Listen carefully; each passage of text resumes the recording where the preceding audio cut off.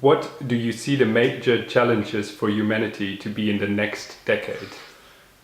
Major challenges for humanity. Well, first of all, to become a lot nicer, and to, in terms of major challenges, abandon warfare, abandon military spending, sort out global poverty, sort out hunger, malnutrition, disease, and really make the world a socially just and fairer place. I mean, that has to be the very top of the list.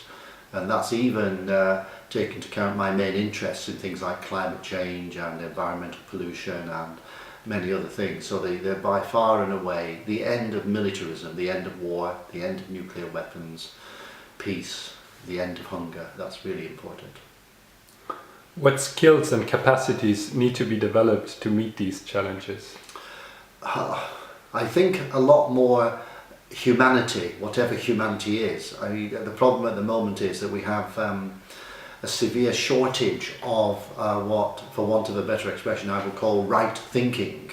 It seems to me to be so obvious that if we have a few $1 billion in a box in Washington or London or wherever, we should be saying, okay, how can we improve water supply for those people without adequate access to drinking water, sanitation, sort out disease, hunger. So I think we need to find ways, I don't have the answer, but find ways to cultivate right thinking, consciousness, humanity, respect for each other.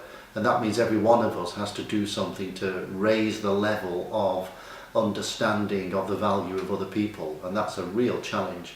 But unless we all do it every day in some way, we won't succeed. What do you see the role of youth to be? Well, youth, I think, when I think of my generation, in other words, the absence of youth, I think that we have messed things up quite a lot.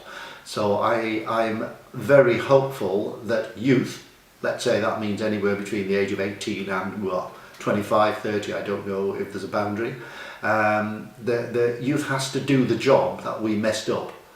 So anything we can do, those of us that did the messing up, to facilitate, cultivate, improve the capacity, pass on information, messages, awareness, ideas to work with youth. But youth have to get the idea and do the work. So I think we rely upon youth to do exactly the kind of things I was just saying that need to be done. They have to do it, and I think they will. What gives you hope for the future? Youth. Imagine to be dropped on a deserted island with only one thing to be allowed to bring. What would you bring? I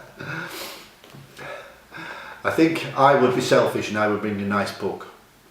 And there are many options with nice books. If I'm allowed a whole collection of books, I will probably bring Dostoevsky or Tolstoy or Dickens or Emile Zola, some nice, solid, demanding European reading matter, because that kind of material contains a huge amount of insight into human nature, into the way people think and the way they act and the way they behave, and you need to reread it several times, and in normal life I don't.